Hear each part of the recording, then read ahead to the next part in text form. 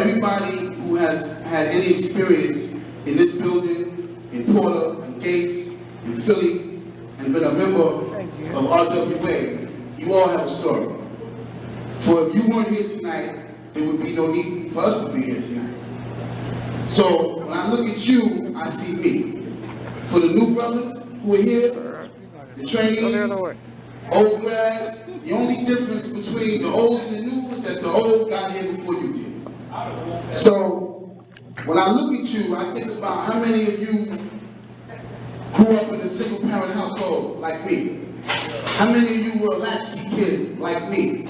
How many of you ran the streets, learned from negative role models, sold drugs, used drugs, got involved in violent activity, gang activity, hurt people, and went to prison? I don't know how much time you did, but I did 17 years. And I don't wear it as a badge of honor, and I don't wear it as a badge of shame. I look at it as an experience. And I want to share with you tonight from the treasure chest of my experience. Being in prison made me look at myself. It made me look at my life and reflect and decide what I really wanted to do. I did not want that for the rest of my life. Being in prison helped me realize that I was locked up before I actually got locked up. I was locked in survival mode because the streets is about survival mode, is that right? I was locked in survival mode. I wasn't really poor, but my family wasn't rich either. And when you're in a level of, a certain level of poverty, whether you call it low class or low middle class, which to me is still poverty, you're locked into survival mode. Being in prison, you're in survival mode. So I had to learn that I knew nothing about living. And what I'm here to tell you, it's not about survival mode anymore, gentlemen. It's about living. It's about living life on life terms. It's about having both feet in a responsible world. Not one foot in the criminal underworld, one foot in the responsible world. We've been doing that wrong, far too long. In prison, I had a paradigm shift. And I decided that I didn't want to be a destroyer of my community anymore. And I dedicated myself to study, to discipline. And when I came home on my mother's birthday, May 7, 2010, I promised her and myself and the community that I would be a builder of the community. And that's how you give back. So I want to talk about the only 4 words that came to my mind for this speech. As I said, I couldn't write a line down on a piece of paper. The only 4 words that came to my mind is 1, integrity, 2, trust, 3, self-esteem, and 4, humility. Integrity, trust, self-esteem, humility. I came to the Doe Fund 4 months after I came home. Like many of you, I started right back there in that kitchen, washing dishes for $15 a week. My first job, coming home after doing 17 years. Now that's better than when I was getting up north. Okay? When I was making license plates and working in the cabinet shop and all that. Hard grounds and all of that. $15 a week. I just came from a broken relationship, and that radio back there used to get on my damn nerves. Then I moved up to $30 a week. And after 30 days, I went out in the field. I worked on Columbus. The Columbus route, I learned, they gave that route to me because they felt I didn't need to be supervised. And that kind of hit me. I thought about it. I don't need to be supervised. So I must be exhibiting some kind of integrity, which started right there in that kitchen. Keep it coming. From there, I did 30 days. I moved to Hudson River Park, where you are seriously supervised. But they work you hard. Sometimes my feet still hurt from them steel-toe boots that I wore 3 years ago.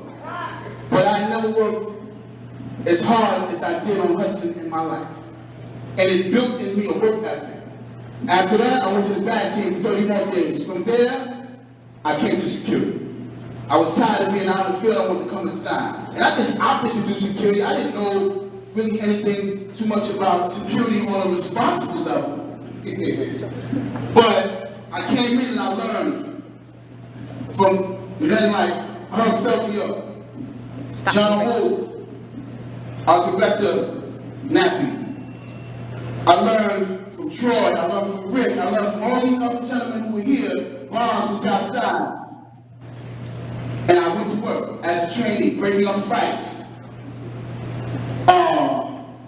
Whatever the job required. And I dedicated myself to do my job. And that's when I learned really what integrity was. I did the right thing when nobody was looking. I was fair. I had a couple of rough edges that had to be dealt with in sit-downs, but we can't talk about that because whatever happens in the sit-down stays in the sit-down, right? But it challenged me. I learned from that we call verbal judo. And I learned to humble myself. Nazarene Griffith, Arisha Jordan, and several others worked with me until I developed to be better and better and better. Integrity, gentlemen, when you do the right thing and nobody's looking, gains you trust. And when people trust you, they look at you and they give you things because you're responsible. They put keys in your hand. You get access to places other people can't go. I have keys to both facilities right now.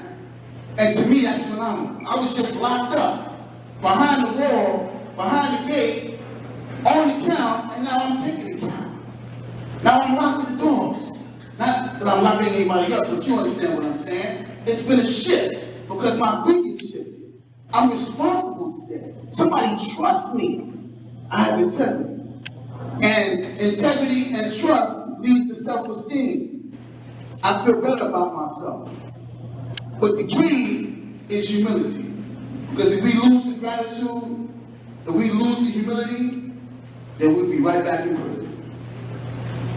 Because you're going to feel yourself as you build here and you develop. You're going to feel good about yourself. And once you start feeling yourself too much and you lose that humility, you'll be right back where you started. And that's going to humble you.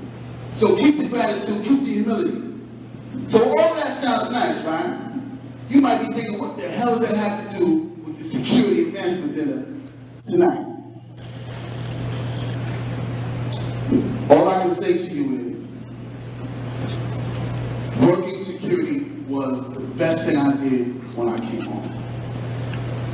It has helped me develop people skills. It has helped me understand that every day I put my uniform on, I'm coming to work to help people. And that's kind of hard with the confrontational nature of security. But that's what we're here for. We're here to secure a building, the clients, and help you learn some structure that will help you with the rest of your life. Now I'm speaking from the heart. Security has gave me a healthier perspective of law enforcement and corrections. Because working here, there's no DHS police here. We do the job of DHS police. And once you are on the job, you have a different perspective now. Doesn't mean that we're a snitch or anything like that, because we're not hustling, we're not in jail. So your job is to observe, report, and document. That's it. So, with security, I also took my time, because understand this, if you're a staff member, you're a grad first. You are a grad. When you get fired, you're still going to be a grad. If you move on, you'll still be a grad. Take advantage of graduate services. Computer lab, enhance your skills. This is what I did. Under the tutelage of all of these people you see in this room standing up, I was asked to take a job as a laboratory technician, doing sweeps right here under Ram and Larry and Farmer. And because of the integrity that I learned and I exhibited on security, now they trust me in the most sensitive area in the building. In the urine lab, in intake. See how integrity builds trust. So now I got a part-time job in Porter on the weekends doing urine sweeps. They asked me to speak at Mama Doe on Christmas. And I spoke, and And from there, I was offered a full-time position in Porter as a laboratory technician and analyst, which I should be taking in about 2 weeks. So, like, there's a developmental process here, and the Doe Fund develops people, but you have to put the work in. And keep this in mind, I'm always going to be security. If I'm in the lab, and you come in there with your hat, turn backwards, turn it around. Headphones, hoods on, all of that. And if I go as far as the program director, I will always be security. That's where it starts. So, I want you gentlemen to remember those 4 words: integrity, trust, self-esteem, and humility. And before I close, I just want to say thank you to Janelle, to Sasha, to Laura, to the whole, to Graduate Services, Juan Daniels. I want to thank Risha Jordan. I want to thank Nappy Herb, John Will Naz, everybody who believed in me, put up with my stuff until I can evolve with it, because it takes time. It takes a lot of time. You with Troy, and Troy. I give Troy a hard time every day. But that's no problem. And all of you gentlemen, like I said, the difference is, I just got here before you did. Take it and run with it. Take the ball, run with it, don't drop it. There is no box. Forget thinking outside the box. Remember, there is no box. All right? So can we get those 4 words one more time? Integrity. Everybody say integrity. Integrity. Trust. Self-esteem. And humility. Thank you, gentlemen.